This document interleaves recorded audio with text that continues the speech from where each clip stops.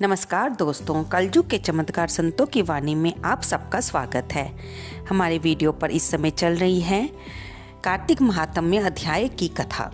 अब तक हम नारद जी के श्रीमुख से 23 अध्याय तक की कथा सुन चुके हैं और अब हम आगे 24वां अध्याय सुनेंगे। ये सारी कथाएं नारद जी राजा पृथु को बता रहे हैं। अब पृथु पूछते हैं, हे नारद जी, कृष्णा वेणी के तट से शिव और विष्णु के गणों ने वेश्या के शरीर से कलह निकाली थी, वह आपने हमें बताया। अब ये बताइए कि ऐसा नदियों का प्रभाव है या उस क्षेत्र का? हे धर्मज्ञ, इससे हमको बड़ा संदेह है। दोस्तों, हम आपको बार बार बीच में बताते रहते हैं कि प्रभु की शास्त्रों में लिखी गई, हमारे देव ऋषियों की वाणी, पुराणों में लिखी गई उनकी कथाएं, भगवान की कथाएं, ये सब हमें आगे के लिए, हमारे कल्याण के लिए हमें सुनाई जाती है, बताई जाती है, ताकि हम धर्म के अनुसार आचरण करें, हम नदियों का महत्व समझें, हम भगवान के नाम का महत्व समझें, हम इस प्रकृति में समझें कि कोई भी चीज़ बिना किसी कारण यहाँ पे उत्पन्न नहीं हुई है। हर चीज़ का अपना महत्व है, अपना ही उसका एक स्थान है, चाहे वो जड़ है चाहे वो चेतन है। अब हम आगे सुनते हैं। नारद जी कहते हैं, कृष्णा साक्षात कृष्ण का रूप है और वेणी महादेव जी का स्वरूप है, इसलिए इसके महात्म्य को चतुर्मुख ब्रह्मा भी नहीं कह सकते। तो भी उसके विषय में कहूँगा तो सुनो। एक बार चाक्षुष मनवंतर में ब्रह्मा जी ने सुंदर सहयादी शिखर पर यज्ञ करना चाहा। यज्ञ की सामग्री इकट्ठी करके देवगणों के साथ विष्णु और महादेव को संग लेकर उस शिखर को गए।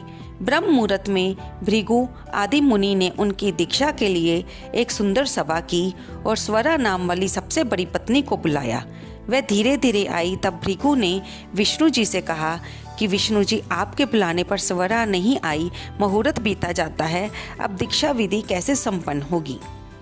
तब भगवान श्री कृष्ण बोले कि जो स्वरा शीघ्र नहीं आती है तो यहाँ पर हमें गायत्री की दीक्षा कर लेनी चाहिए, क्योंकि इस पवित्र कार्य में ये उनकी स्त्री है। नारद जी ने कहा, शिवजी ने भी विष्णु के वचन को मान दिया। भृगु के इस वचन को सुनकर गायत्री को ब्रह्मा के दक्षिण भाग में बिठाकर दीक्षा विद्या को प्रारंभ किया। भृगु जी दीक्षा विधि कर रहे थे कि स्वरा भी यज्ञ स्थल में आ गई और गायत्री को ब्रह्मा जी के साथ देख सोत की ईर्ष्या से क्रोध में बोली, यहाँ अयोग्य का पूजन होता है, वह पूज्यों का पूजन नहीं होता। वहाँ पर दुर्भिक्ष, मृत्यु, भय, ये तीनों वस्तु होती हैं।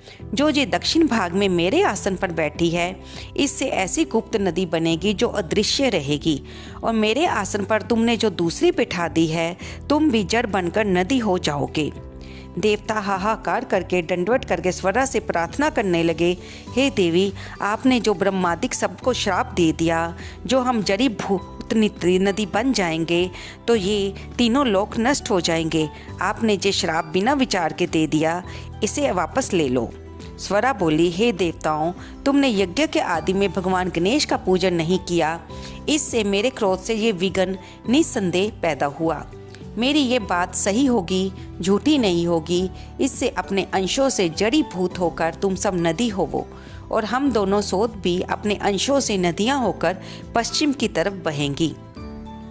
नारद जी बोले, ऐसे स्वरा के वचन सुनकर ब्रह्मा, विष्णु, शिव, ये तीनों सब जड़ी भूत होकर अपने अपने अंश से नदी हो गए। तब विष्णु कृष्णा नदी, शिव वेणी और ब्रह्मा जी कुमुदनी नदी हुए। ये सब अलग अलग नदी हुए।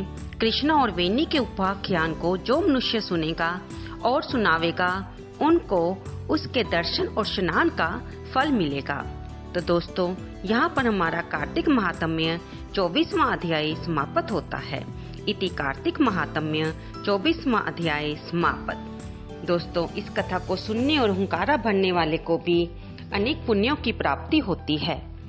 आपको ये कथा कैसी लगी? कृपया इसे लाइक करें, शेयर करें और सब्सक्राइब करें। धन्यवाद दोस्तों।